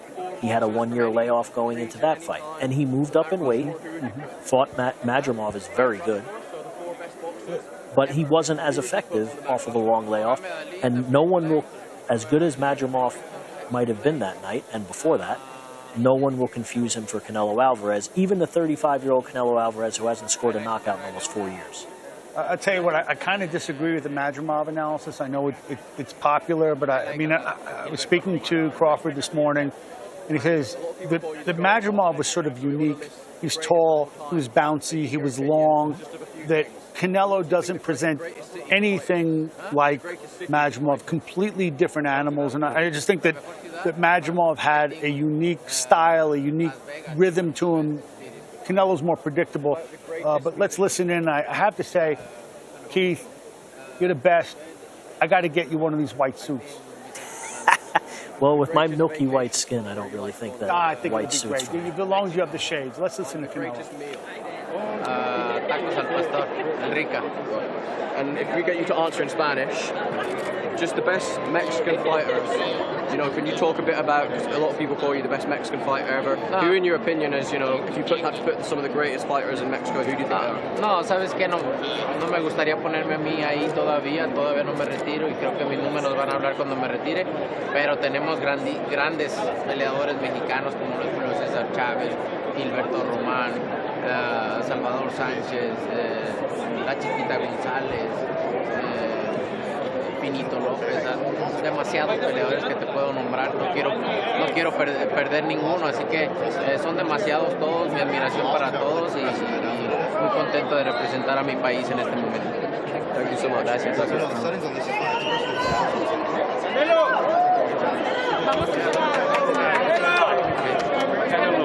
Welcome to the channel. How are you? Well, you have a big fans here in Vegas. Yeah, you know now. Yeah, no, I'm so excited to be here.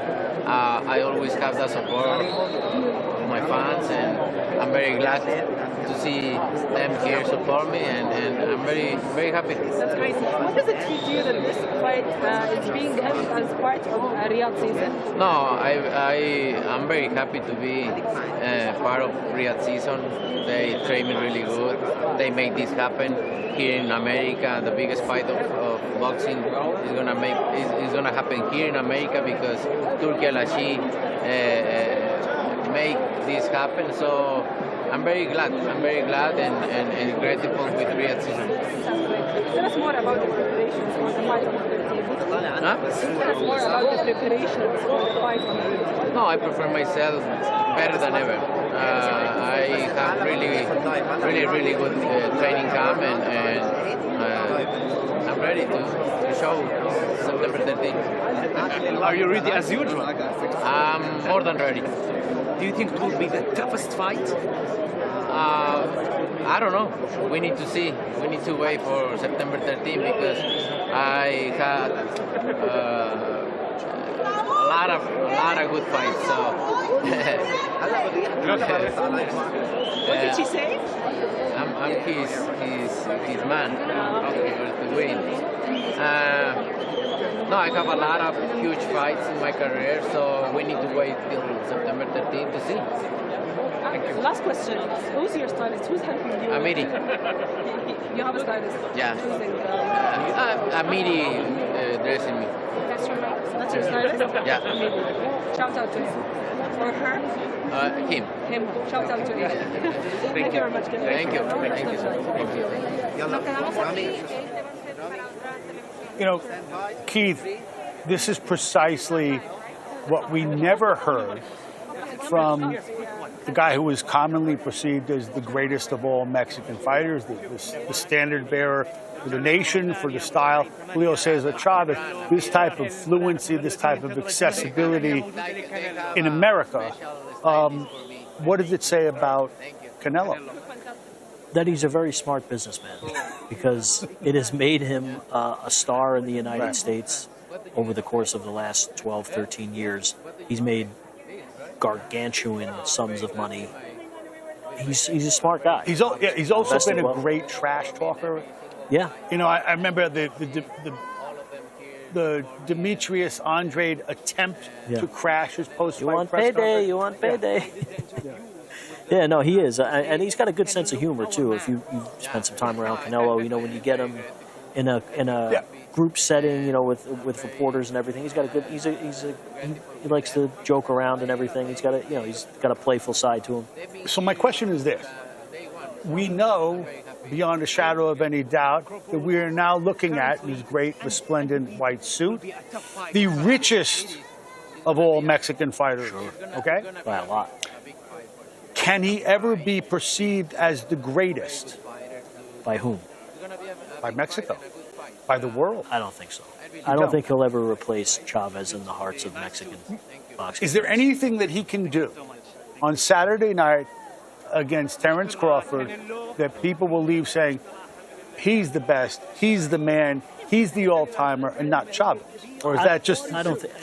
This is a huge fight, Mark. I'm not trying to downplay the magnitude of the fight, but I just think he's perceived as the favorite, as someone who should win the fight because he's theoretically the bigger man, despite that may or may not be true, and he's supposed to win. So I don't think that there's anything... Now, if he went in there and knocked out Terence Crawford in the third or fourth round or something, which I obviously wouldn't predict happens, you know, maybe he gets more credit than if he wins a narrow 12-round decision.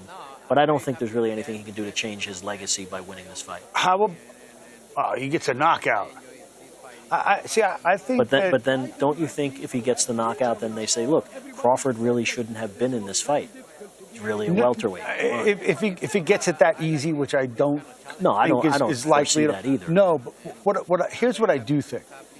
If it turns out to be a great fight, and I think that there's an excellent chance it turns out to be a great fight, and you can see what's best about both men. And again, for the sake of argument, he does win a greatly contested fight. You can see that Crawford was comfortable at the weight. You can see what these guys are, that maybe for the sake of argument, this was a great fight at a great weight. The way they fight, that visual, and that stays with you. And I do think that contributes to the reputation you're standing for decades to come. I do think, in addition, you know, this type of economic opportunity has never been available to a Mexican fighter. He has, in fact, changed the game. And he's doing it at weights that no Mexican fighter has ever had this type of success for. I mean, I hold out Gilberto Ramirez for the moment. But this is not the end of his career, presumably, right? Is there anything he can do from here on out? Because he does hold that Mexican reputation sacred. Is there anything that he can do to improve his standing as the great Mexican fighter and make an argument to supplant Julio Cesar Chavez? I still don't know if he would supplant Chavez. However, if he were to fight David Benavidez, which is the fight that people have wanted to see for the last several years and he frankly has avoided, and he were to beat Benavidez, it would enhance his legacy. I still don't think it would help him, you know, go past Chavez in the minds and hearts of Mexicans. Interesting point. I think I agree with you. I agree with you on the Benavidez, and I think that's part of the unspoken. It's part of what's being unspoken here, and you're right. Look, let's think about what we're going to see on Saturday night. What are the crucial strategic factors? What does Canelo have to do? Well, he better be a lot more aggressive than he was in his last fight, because he can't afford, like you said earlier, Crawford can't afford to give away rounds. Canelo can't afford to allow Crawford to switch on him and bank rounds early in the fight, assuming he gets the credit on the scorecards for doing that. So he can't afford to get off to a slow start either.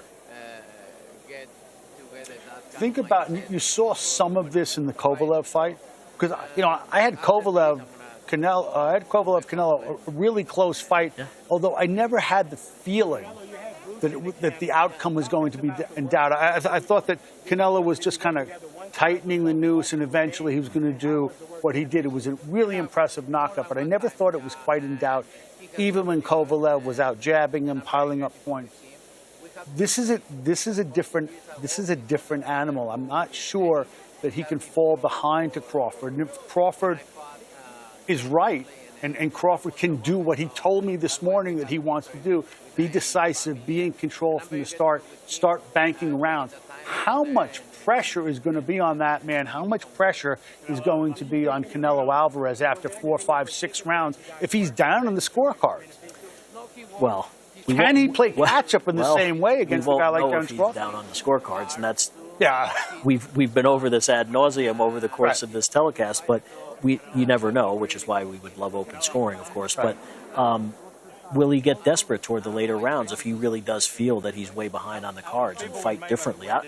I can't help but go back to what happened against William Skull. I don't expect him to approach this fight differently, and I certainly don't expect Terence Crawford to fight the way that William Skull did. He is not going to run.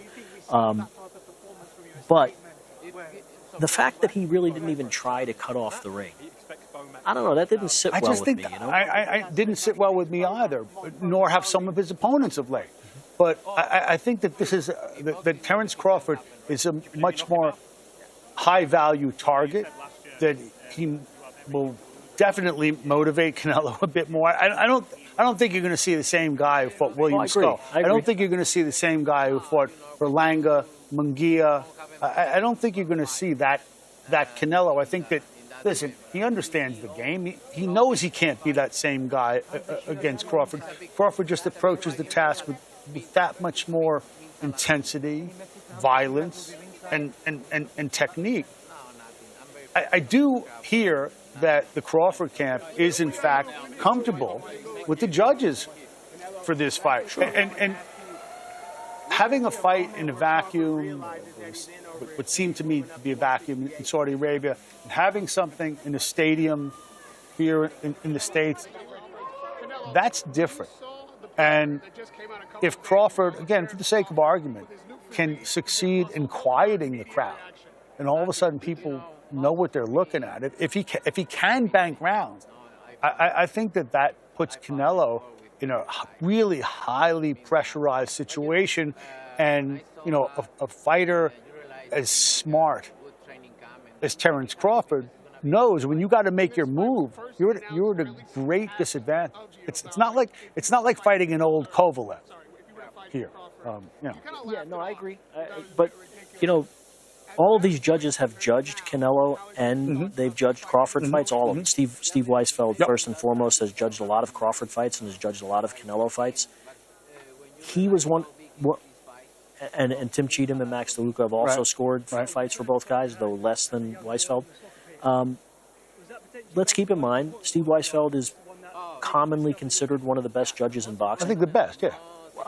However, he did have Dimitri Bivol winning 115-113, as the other two judges did. And in my opinion, and in the opinion of many others who were there and watched it on TV, Dimitri Bivol won at a minimum 8 rounds in that fight, and he probably won 9 rounds, and he didn't get credit for that. So you have to wonder, is there something about the way that Canelo Alvarez fights that judges like Steve Weisfeld favor and could make it more difficult for Terence Crawford than other people might perceive it to be as it's happening? But judges are human too, and it's subjective. It's a subjective but science. Judges are human too, but I also think that the idea of this fight, the perception of this fight, is wholesale different than the Bivol fight. I think that, you know, going into the Bivol fight, the presumptive winner, the presumptive favorite, was Canelo. I don't think many people, I don't think people really imagined this thing going to happen the way that it happened. So it almost, my take on this, and again, it's entirely subjective. And if you listen to the broadcast, you heard it as well. People are getting used to the idea, like, oh wait, this isn't what we thought was going to happen. But because this is such a hyped fight, and because Crawford comes into this being Terence Crawford, a pound-for-pound great, one of the greatest fighters this century, who, if he wins, who knows what he goes down as. I think that people will be, my feeling is that the perception of this fight among the judges will be more even-handed from the jump. You asked a few minutes ago, will Crawford be able to silence the crowd? You know, I was at T-Mobile Arena when Bivol beat him. It was pretty quiet. It's maybe a third of the crowd size that we might see on Saturday night. Right. But they were pretty quiet as Bivol banked round after round after round and was clearly in control of the fight going into the championship rounds. It was not on Mexican Independence Day weekend, but it was on Cinco de Mayo weekend. All Canelo fans, you know, Bivol's not selling tickets in Las Vegas, and they were pretty quiet. So, yes, Terence Crawford can silence the crowd if he starts banking rounds and beating Canelo decisively and demoralizing, maybe not Canelo, but his fans. Okay.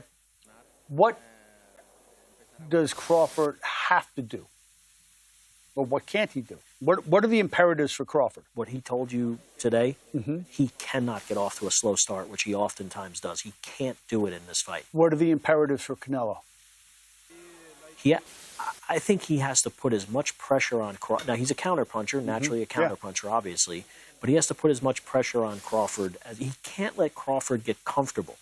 And that's going to be very hard to do because Crawford's comfortability is one of his greatest strengths. He's so confident and so smooth and ambidextrous, and he does so many things well in the ring.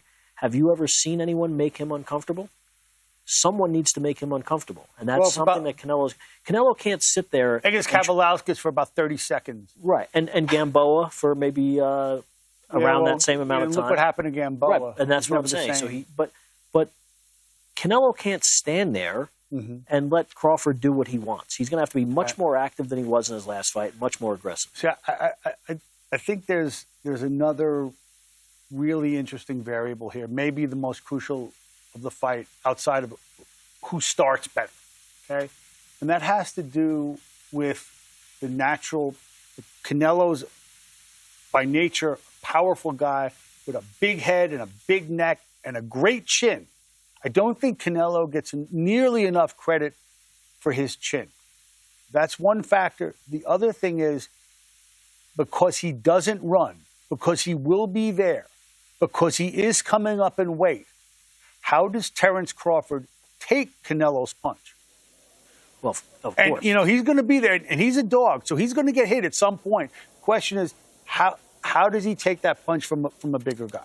Yeah, that's the whole fight in a nutshell. Because he's the perceived smaller guy, and Canelo's a big puncher. He hasn't been as aggressive or as assertive as we would like to have seen him in his last several fights, but he's a huge puncher. He's a great counter puncher.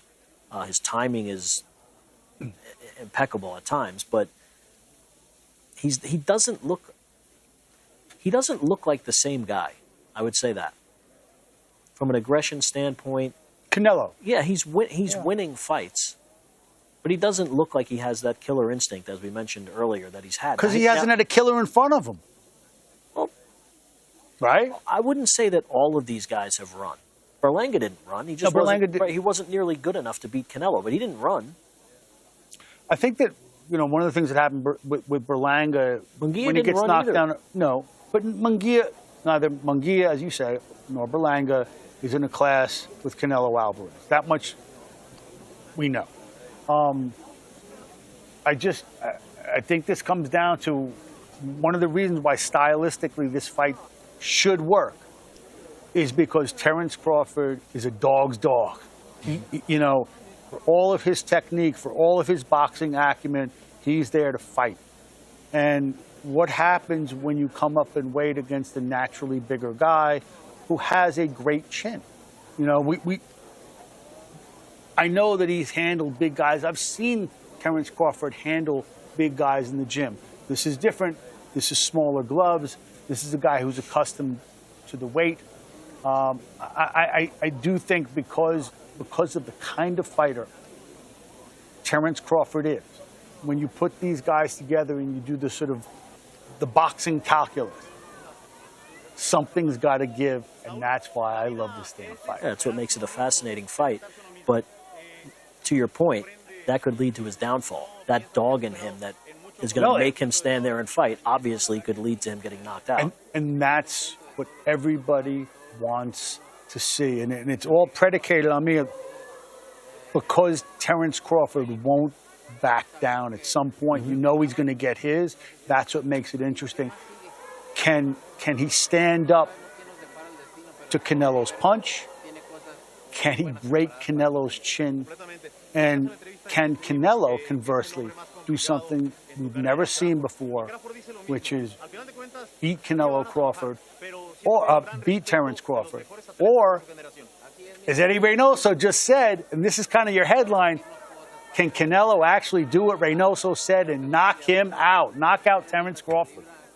And I don't see Crawford's a great fighter and a first ballot Hall of Famer, obviously one of the best of this generation. I've had him at the top of my pound-for-pound list for a very long time, despite arguments from a lot of people.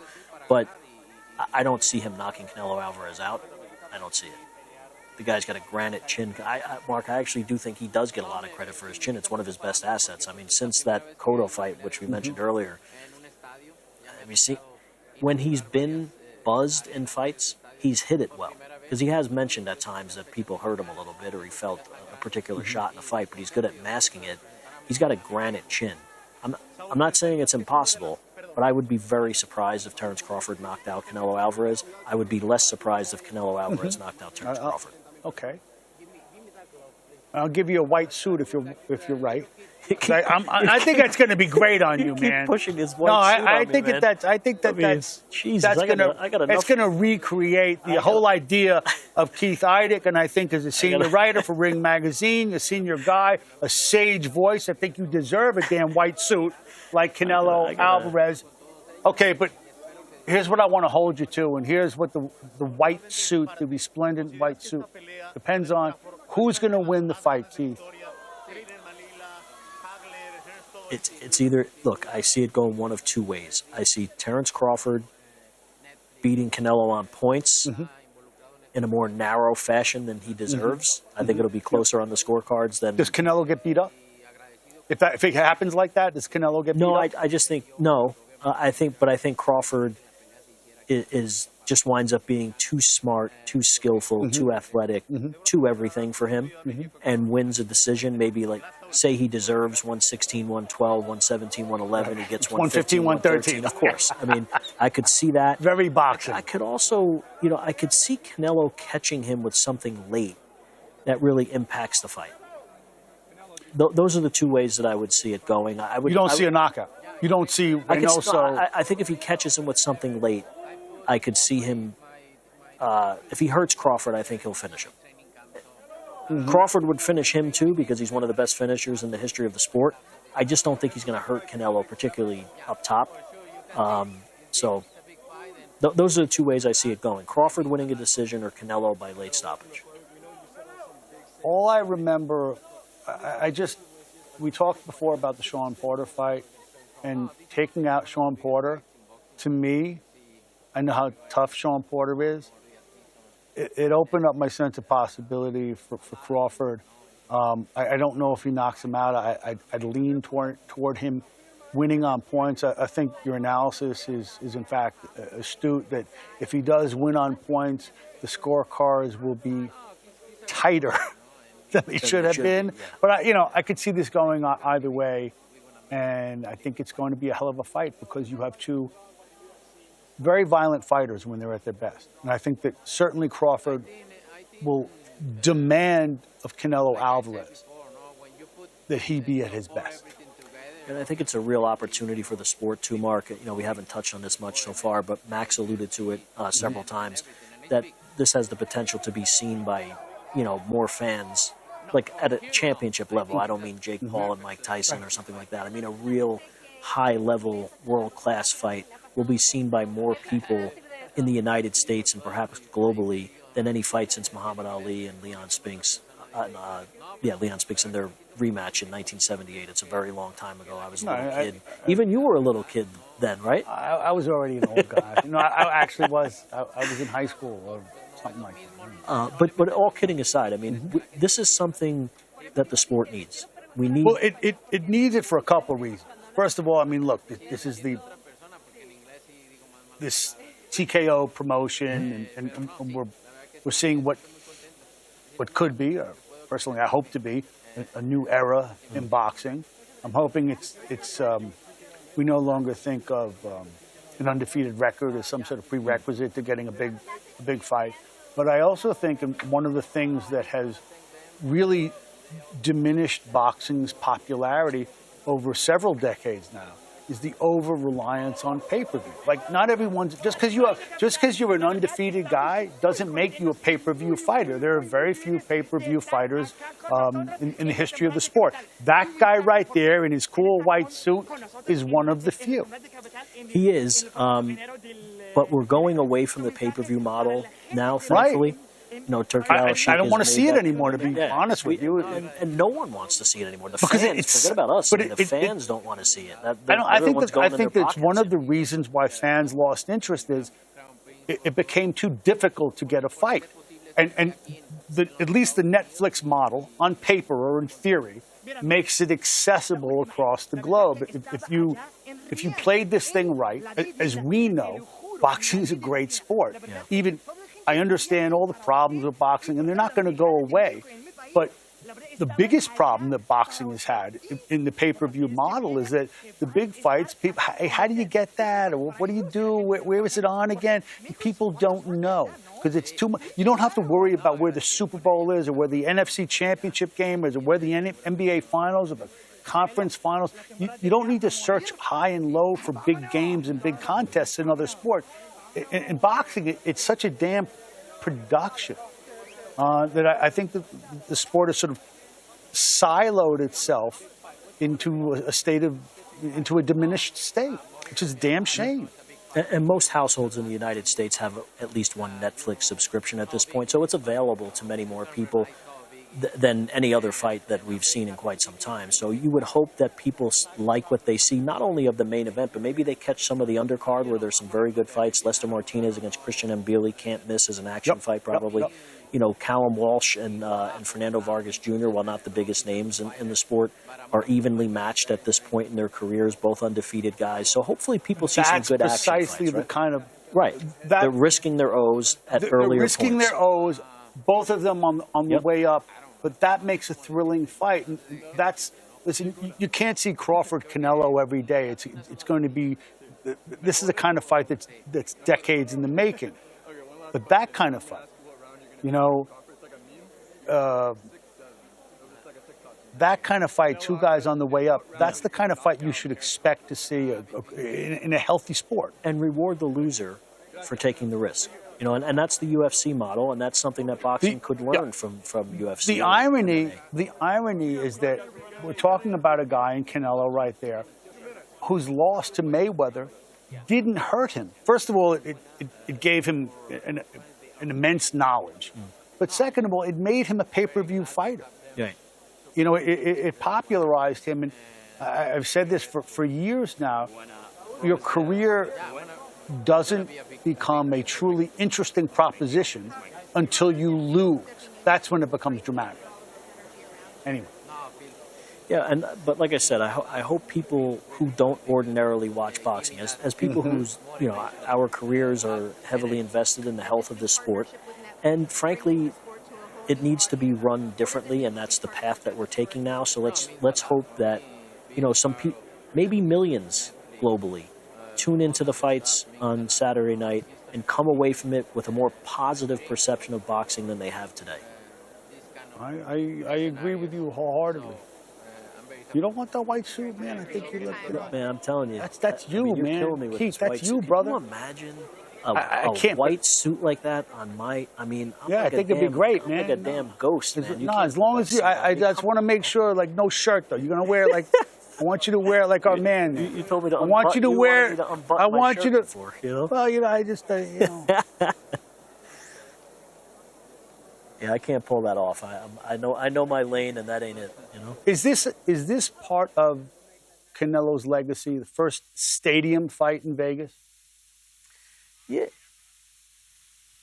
Yeah, I think it's an important part of his legacy. I mean, the stadium fights in Vegas weren't really available until a couple of years ago, until they built this stadium when the NFL came to Las Vegas. But you know, a fight at Sam Boyd Stadium, UNLV Stadium, didn't have the same cachet as Allegiant Stadium. This is something different. This is an NFL stadium. No, absolutely. And it's a statement that this is America's sport.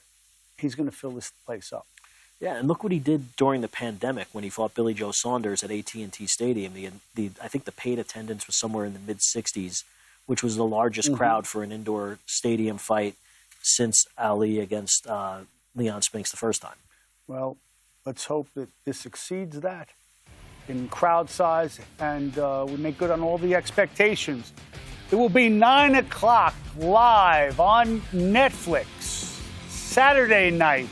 Terence Crawford, Canelo Alvarez. We are done with the grand arrival, and we are now awaiting the grand fight.